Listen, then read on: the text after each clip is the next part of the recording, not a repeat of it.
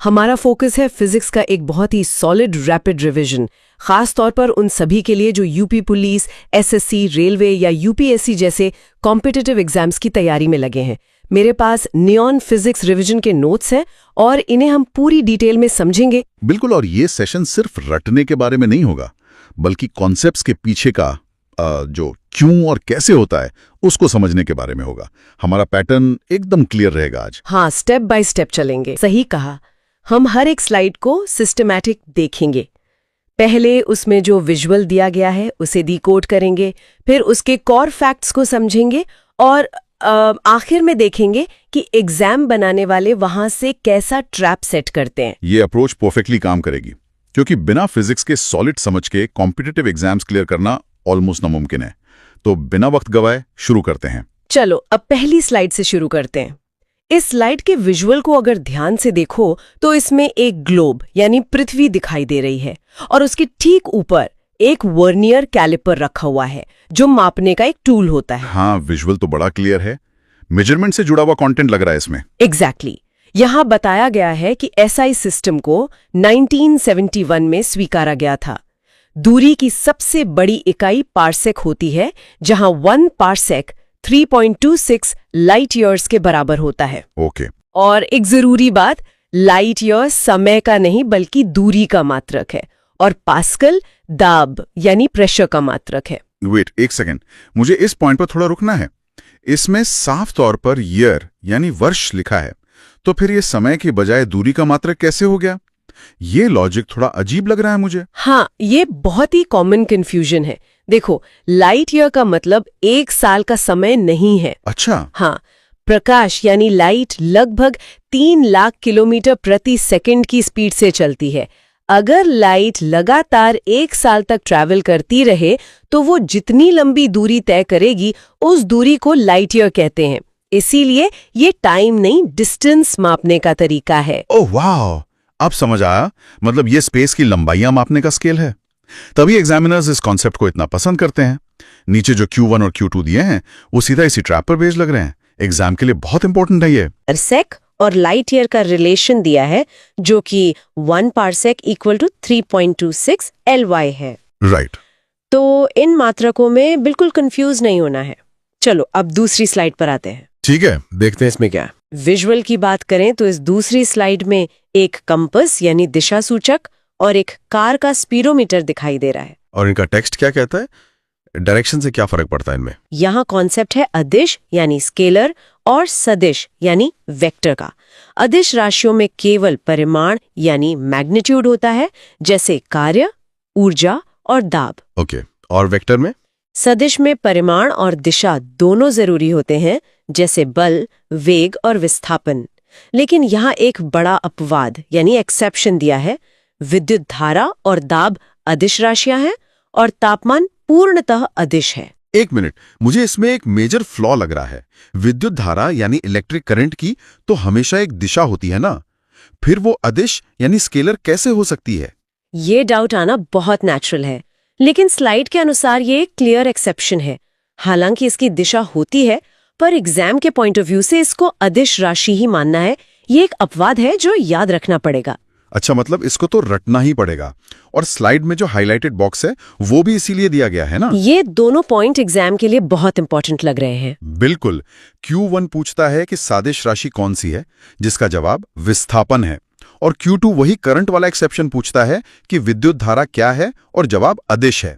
ये ट्रिकी सवाल हैं जो अक्सर गलत होते हैं। सही बात है। तो दिशा का ये खेल समझना जरूरी था। चलो अब अगली स्लाइड देखते हैं। स्लाइड नंबर 3 पर आते हैं।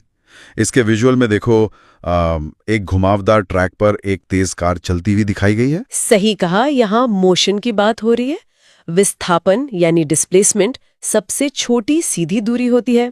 त्वरण, जिसे एक्सेलरेशन कहते हैं, वो वेग में परिवर्तन की दर है, जिसका मात्रक ms² होता है। राइट, ये तो बेसिक है। लेकिन सबसे इंटरेस्टिंग पॉइंट यहाँ है, वृत्तीय गति में यानी सर्कुलर मोशन में चाल स्थिर होने पर भी दिशा बदलने से त्वरण पैदा होता है और ऋणात्मक त्वरण को मंदन या रिटार्डेशन कहते हैं। वेट, अगर वृत्तीय गति में चाल यानी स्पीड स्थिर है तो फिर त्वरण कैसे हो सकता है?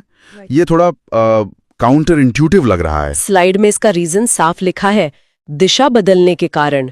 भले ही स्पीड सेम हो, पर गोल घूमते वक्त हर सेकंड दिशा बदल रही है, और दिशा बदलने से ही त्वरण पैदा होता है। हाँ, मतलब स्टीयरिंग घुमाना भी एक्सेलरेशन ही है। यहाँ जो MCQ बॉक्स दिया है वो भी इसी कॉन्सेप्ट को टेस्ट कर रहा है। ये एग्जाम के लिए जरूरी लग रहा है। एग्जैक्टली। Q1 में वेग में परिवर्तन की दर को त्वरण बताया गया है और Q2 में वृत्तीय पाथ पर गति को त्वरित बताया गया है। ये बहुत महत्वपूर्ण कॉन्सेप्ट्स हैं, गति के नियमों को समेटते हुए। चलो अब अगली स्लाइड पर बढ़ते हैं। हाँ, स्लाइड 4 का टाइटल है प्रक्षेप्य गति और गति के समीकरण। इसके विजुअल में एक तोप से एक गोला फायर होते हुए दिखाया गया है, जिसका रास्ता परवलयाकार यानी पैराबोलिक है। सही। यहाँ बताया गया है कि अधिकतम क्षैतिज दूरी यानी मैक्सिमम रेंज के लिए कोण 45 डिग्री होना चाहिए। किसी भी प्रक्षेप्य का पाथ परवलयाकार होता है। ओके, और इक्वेशंस? नीचे गति के समीकरण दिए। पहला है v = u + at, और तीसरा समीकरण है जिसके ब्रैकेट में लिखा है बिना समय के, वो है v² = u² + 2as। एक सवाल है मेरा, इस तीसरे समीकरण के ब्रैकेट में बिना समय के क्यों लिखा है? बहुत सिंपल है, क्योंकि इस समीकरण में t यानी टाइम का इस्तेमाल नहीं होता। इसमें सिर्फ वेलोसिटी, एक्सेलरेशन और डिस्टेंस होते हैं। ओह, समझ गया। और यहाँ Q1 और Q2 जो दिए हैं वो सीधा इसी लॉजिक पर हैं। ये एग्जाम अलर्ट लग रहा है मुझे। हाँ, Q1 अधिकतम दूरी का कोण पूछता है जो 45 डिग्री है, और Q2 पाथ का आकार पूछता है जो परवलयाकार है। ये हर एग्जाम के फेवरेट सवाल हैं। प्रक्षेप्य गति को रैप अप करके चलो अब न्यूटन के नियमों वाली स्लाइड देखते हैं। ठीक है। स्लाइड 5 के विजुअल में एक तरफ एक लाल सेब गिरता हुआ दिख रहा है और दूसरी तरफ एक न्यूटन क्रेडल है जिसमें गेंदें टकरा रही हैं। ये क्लासिकल फिजिक्स का विजुअल है। पहला नियम जड़त्व यानी इनर्शिया का है। वस्तु अपनी अवस्था का विरोध करती है और जड़त्व द्रव्यमान पर निर्भर करता है। राइट। दूसरा नियम F = ma है और तीसरा नियम क्रिया प्रतिक्रिया यानी एक्शन रिएक्शन का है। एक छोटा सा डाउट था, कई बार एग्जाम में पूछा जाता है कि कंबल को डंडे से पीटने पर धूल क्यों झड़ती है। ये क्रिया प्रतिक्रिया लगता है, पर क्या ये सच में है? नहीं, ये क्रिया प्रतिक्रिया नहीं है। स्लाइड के Q1 का रेफरेंस देखो। ये पहले नियम यानी जड़त्व का उदाहरण है। धूल अपनी जगह पर रुकी रहना चाहती है जबकि कंबल आगे पीछे हो जाता है। वाह, धूल अपनी जगह पर ही रहती है। क्या जबरदस्त ऑब्जर्वेशन है। और यहाँ Q1 और Q2 दोनों एग्जाम के लिए काफी इंपॉर्टेंट लग रहे हैं। बिल्कुल। Q1 वही कंबल वाला उदाहरण है और Q2 में रॉकेट प्रक्षेपण का जिक्र है जो तृतीय नियम पर आधारित है। इन्हें एग्जाम के लिए रट लेना चाहिए। न्यूटन के नियमों की अहमियत के बाद चलो अब बल यानी फोर्स वाली स्लाइड पर आते हैं। ओके, स्लाइड 6 बल और घर्षण पर है। इसका विजुअल एकदम सिंपल है। एक चुंबक एक धातु के ब्लॉक को अपनी तरफ खींच रहा है। यहाँ बल के बेसिक्स हैं। बल का SI मात्रक न्यूटन है और यह एक सदिश राशि है। संपर्क बल के उदाहरण है घर्षण और स्प्रिंग बल। असंपर्क बल में गुरुत्वाकर्षण और चुंबकीय बल आते हैं। और एक फैक्ट लिखा है, ब्रह्मांड में सबसे कमजोर बल गुरुत्वाकर्षण है। हैरानी की बात है, गुरुत्वाकर्षण हमें धरती से चिपकाए रखता है, फिर भी वो सबसे कमजोर बल कैसे है? ब्रह्मांड के परिप्रेक्ष्य में स्लाइड पर यही फैक्ट दिया गया है कि गुरुत्वाकर्षण फंडामेंटल फोर्सेस में सबसे कमजोर होता है। अच्छा, तो इसको बस यूनिवर्स के स्केल पर देखना है। नीचे बॉक्स में Q1 और Q2 भी दिए हैं। ये एग्जाम के लिए पक्का जरूरी होंगे। हाँ, Q1 बल का SI मात्रक पूछता है जो न्यूटन है, और Q2 असंपर्क बल का उदाहरण पूछता है जिसका जवाब गुरुत्वाकर्षण बल है। बल के प्रकारों को समराइज करते हुए चलो अब अगली स्लाइड देखते हैं। स्लाइड 7 वृत्तीय गति और घर्षण के बारे में है। इसमें एक तरफ वॉशिंग मशीन का ड्रम घूम रहा है और दूसरी तरफ पृथ्वी के चक्कर लगाता हुआ एक सैटेलाइट है। यहाँ दो फोर्सेस हैं, अभिकेंद्रीय बल यानी सेंट्रिपिटल जो केंद्र की ओर लगता है जैसे डोरी से बंधा पत्थर। दूसरा है अपकेंद्रीय बल या सेंट्रीफ्यूगल जो केंद्र से बाहर लगता है। इसके उदाहरण है वॉशिंग मशीन और क्रीम सेपरेटर। ओके। इसके अलावा चलने के लिए घर्षण आवश्यक है और सतह के लंबवत लगने वाले बल को प्रणोद या थ्रस्ट कहते हैं। ये मिल्क से क्रीम निकालने की मशीन किस बल पर काम करती है ठीक से? स्लाइड में साफ लिखा है ये अपकेंद्रीय बल पर काम करती है, जो चीजों को बाहर की ओर फेंकता है, जिससे क्रीम अलग हो जाती है। बहुत क्लियर। यहाँ Q1 और Q2 भी इस पर ही बेस्ड है, वॉशिंग मशीन और क्रीम मशीन। ये दोनों एग्जाम के लिए बहुत इंपॉर्टेंट लग रहे हैं। बिल्कुल, दोनों का उत्तर अपकेंद्रीय बल है। सेंट्रीपेटल और सेंट्रीफ्यूगल का अंतर यहाँ क्लियर होता है। चलो अब अगली स्लाइड कार्य और दाब पर चलते हैं।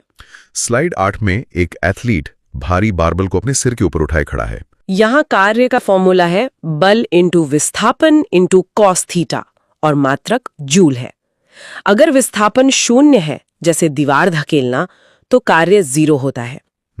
एक बड़ा फैक्ट यहाँ है कि कुली द्वारा सिर पर बोझ रखकर क्षैतिज चलने पर कार्य 0 होता है, क्योंकि थीटा 90 डिग्री होता है।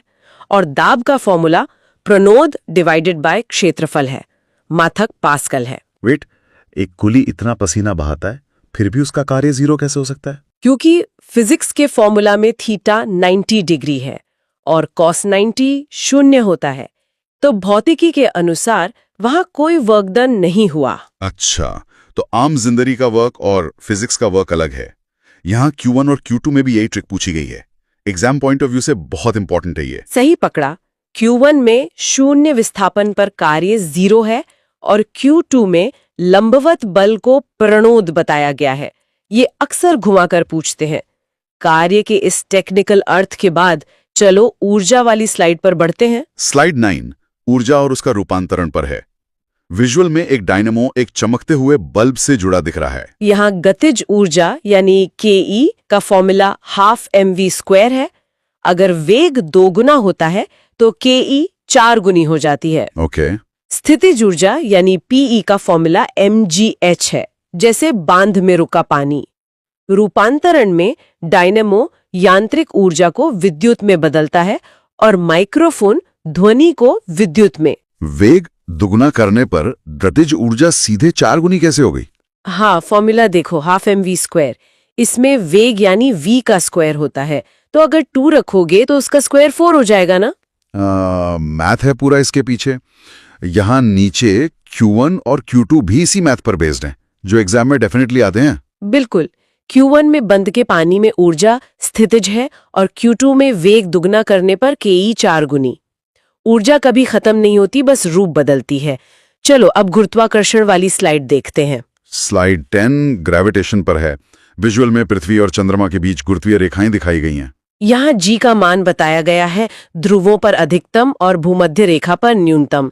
एक जरूरी पॉइंट है कि द्रव्यमान यानी मास समान रहता है, पर भार यानी वेट G के अनुसार बदलता है। राइट। चंद्रमा पर गुरुत्वाकर्षण पृथ्वी का 1/6 होता है और केपलर के नियम कहते हैं कि ग्रह सूर्य के चारों ओर अंडाकार कक्षा में घूमते हैं। 1 मिनट, अगर मैं चांद पे जाऊं तो क्या मेरा द्रव्यमान कम हो जाएगा? नहीं, स्लाइड के अनुसार द्रव्यमान हर जगह समान रहता है, सिर्फ तुम्हारा भार यानी वेट वहां बदलेगा। समझ गया हूं।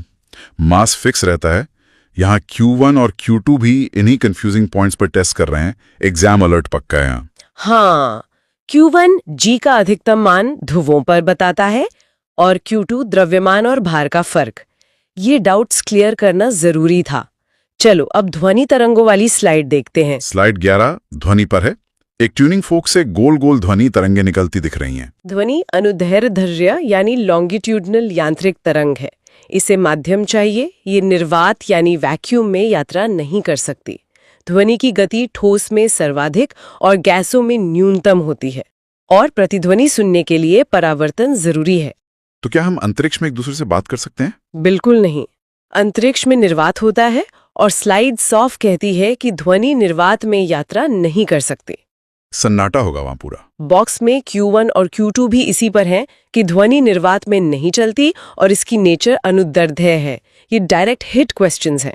सही बात है। माध्यम की जरूरत को समझते हुए चलो अगली ध्वनि वाली स्लाइड पर चलते हैं। स्लाइड 12 में एक सबमरीन समुद्र के अंदर सोनार तरंगे भेज रही है। यहाँ रेंज दी गई है।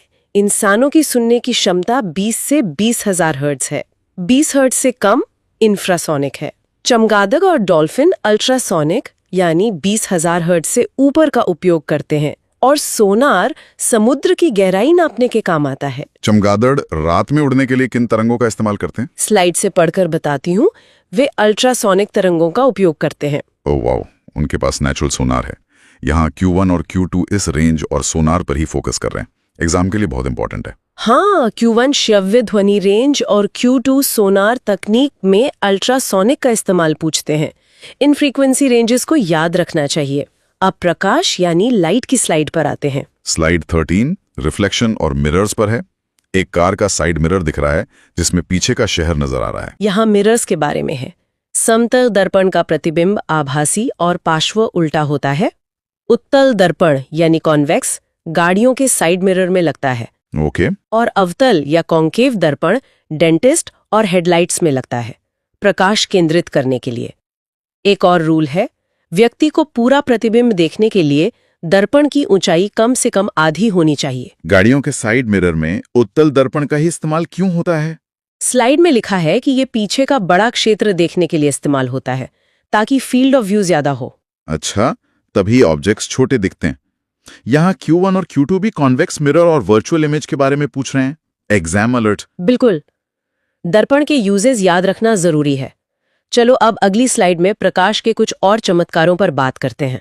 स्लाइड 14 अपवर्तन और पूर्ण आंतरिक परावर्तन पर है। एक चमकता हीरा और एक ऑप्टिकल फाइबर दिखाई दे रहा है। तारों का टिमटिमाना और पानी में सिक्का ऊपर दिखना अववर्तन यानी रिफ्रैक्शन का रिजल्ट है। हीरे का चमकना और मृग तृष्णा, जिसे मिराज कहते हैं, ये पूर्ण आंतरिक परावर्तन यानी TIR है। ऑप्टिकल फाइबर भी TIR पर काम करती है। एक रूल और है, अववर्तन में प्रकाश का वेग बदलता है, लेकिन आवृत्ति यानी फ्रीक्वेंसी नहीं बदलती। जब लाइट एक मीडियम से दूसरे में जाती है तो आवृत्ति क्यों नहीं बदलती? क्योंकि स्लाइड में साफ मेंशन किया गया है कि वेग बदल जाता है, पर आवृत्ति कभी नहीं बदलती, वो सोर्स पर डिपेंड करती है। समझ गया, पर एक एग्जाम अलर्ट यहां देना पड़ेगा। Q1 मृगा तृष्णा का कारण TIR बताता है, जो ठीक है, पर Q2 में तारों का टिमटिमाना पूछा है और विजुअल में परावर्तन पर टिक लगा है। हाँ, विजुअल का चेक मार्क गलत है यहाँ। स्लाइड के मेन टेक्स्ट में साफ लिखा है कि तारों का टिमटिमाना अववर्तन का नतीजा है। हमें मेन टेक्स्ट को ही सही मानना है। सही पकड़ा। रिफ्रैक्शन और रिफ्रैक्शन का अंतर यहाँ क्लियर होता है। चलो अब इस सतरंगी स्लाइड को देखते हैं। स्लाइड 15 प्रकाश का विक्षेपण और प्रकीर्णन पर है। एक प्रिज्म में सफेद रोशनी जा रही है और 7 रंगों में बंट रही है। यहाँ बताया है कि बैगनी रंग सबसे ज्यादा और लाल रंग सबसे कम मुड़ता है। लाल रंग का प्रकीर्णन यानी स्कैटरिंग सबसे कम होती है। ओके। इसीलिए खतरे के सिग्नल लाल होते हैं।